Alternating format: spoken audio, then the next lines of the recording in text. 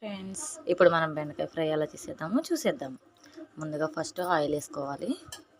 Oil heat ఎక్కిన తర్వాత వెల్లుల్లి ఇలా వేగిన తర్వాత పోపు దినుసులు అన్నీ వేసుకోవాలి. ఎండుమిర్చి,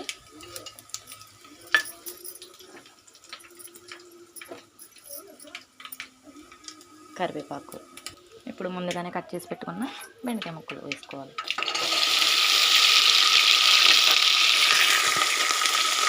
ఇందులోనే మనం కొద్దిగా పసుపు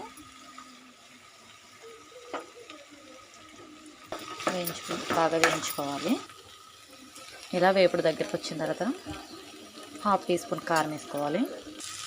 అలాగే సరిపడినంత సాల్ట్ కూడా వేసుకోవాలి.